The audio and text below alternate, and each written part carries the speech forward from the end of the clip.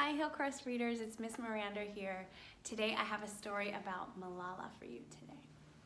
It is called Every Day is Malala Day, and it's written by Rosemary McCartney with Plan International.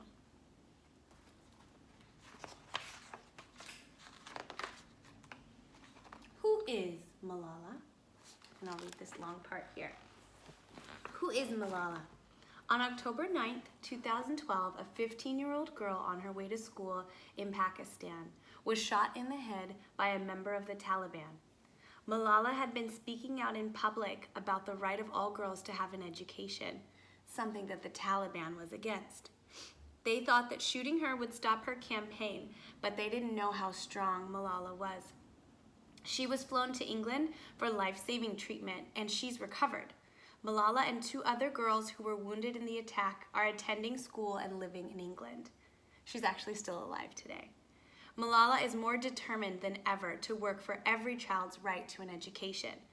For her bravery and effort on behalf of all children, she has received almost 30 awards and honors, including Pakistan's National Youth Peace Prize, the Kids' Right International Children's Peace Prize, President Clinton's Global Citizen Award, the Ambassador of Conscience Award from Amnesty International, and the Freedom of Thought Prize from the European Parliament. And in 2013, one of my scholars, Aubrey, actually knew this about Malala.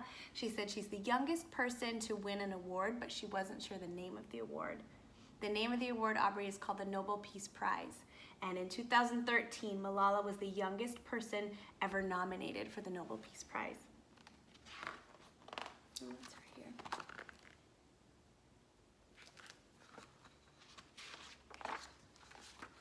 Dear Malala, we have never met before, but I feel like I know you. I have never seen you before, but I've heard your voice. To girls like me, you are a leader who encourages us, and you are a friend. And I want you to think, readers, what are the qualities that you would describe of somebody who's a good leader, in your opinion? What qualities would they have to make them a really good leader? Because these girls describe Malala as a leader. Because of your courage, there are even special days named after you, Malala Days, all around the world. And each of these images comes from different countries. I'll try and point them out too. This one is from Nicaragua. This one is from Nepal. This one is Indonesia, and this one's El Salvador. This one is Niger and Peru. And this one's back to Nepal. The first time I heard about you was such a terrible day. You had been shot simply because you went to school, but you survived.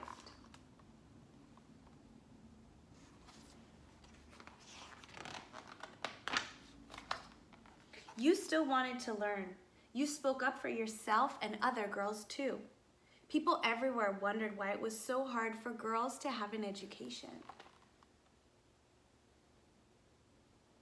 And these pictures are from Zimbabwe and Brazil. But you and I know the answer.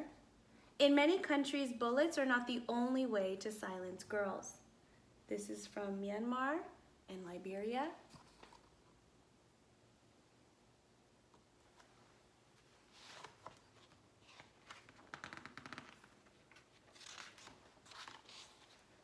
Early marriage, poverty.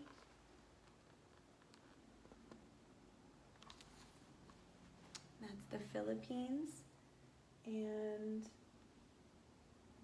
I can't see the country for the other one. Discrimination, violence, all play a part.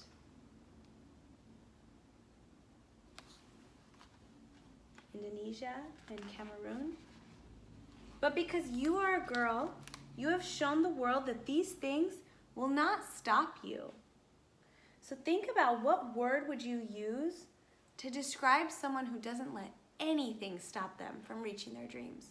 What kinds of character traits would you describe somebody who's like that, who doesn't let anything stop them? Take a moment to think. You, Malala, have reminded us that it is your right, my right, every child's right to go to school.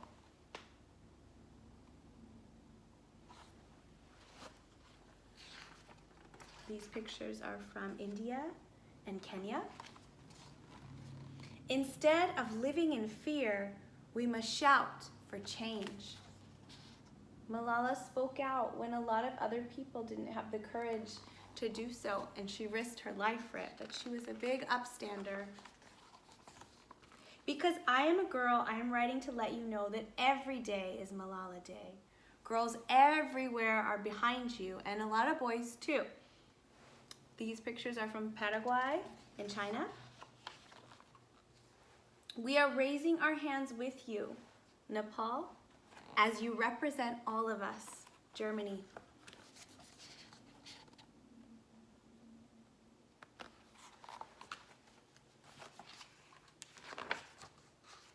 The world will see what girls can achieve if only they let us. And this is when she came to speak. This is Malala here when she spoke in the United States. There's a little bit more that I'll keep reading here. On July 12, 2013, the day of her 16th birthday, Malala stood to speak to nearly 1,000 delegates to the United Nations Youth Assembly. The Secretary General of the UN had just proclaimed that day to be Malala Day. Here are parts of Malala's speech. So here I stand, one girl among many. I speak not for myself, but for all girls and boys. I raise up my voice, not so that I can shout, but so that those without a voice can be heard. Those who have fought for their right to live in peace, their right to be treated with dignity, their right to equality of opportunity, and their right to be educated. Dear friends, on the 6th of October 2012, the Taliban shot me on my left side of my forehead. They shot my friends too. They thought that those bullets would silence us, but they failed. Weakness, fear, and hopelessness died. Strength, power, and courage were born. I am the same Malala.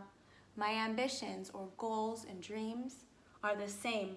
My hopes are the same. My dreams are the same. We want schools and education for every child's bright future. We will continue our journey to our destination of peace and education for all. No one can stop us. We will speak for our rights and we will bring change through our voice. We must believe in the power and the strength of our words. Our words can change the world. Because we are all together, united for the cause of education. And if we want to achieve our goal, then let us empower ourselves with the weapon of knowledge. And let us shield ourselves with unity and togetherness. Dear brothers and sisters, we must not forget that millions of people are suffering from poverty, injustice, and ignorance. We must not forget that millions of children are out of schools. We must not forget that our sisters and brothers are waiting for a bright, peaceful future. So let us wage a global struggle against illiteracy, poverty, and terrorism. And let us pick up our books and pens because those are the most powerful weapons that we have. One child, one teacher, one pen, and one book can truly change the world. Education is the only solution. Education first.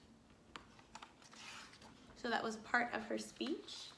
And then it gives some photo credits and acknowledgments at the end, but that was part of the speech that she made. And it says at the end, this book is dedicated to the other 65 million girls in the world today who are neither in primary school nor secondary school. So Malala really believes in the power of education, and she believes that every child has the right to learn, and I agree with her. And I just hope that tonight, you'd learn about Malala and be inspired and continue reading and continue learning and growing. I love you, friends. Bye.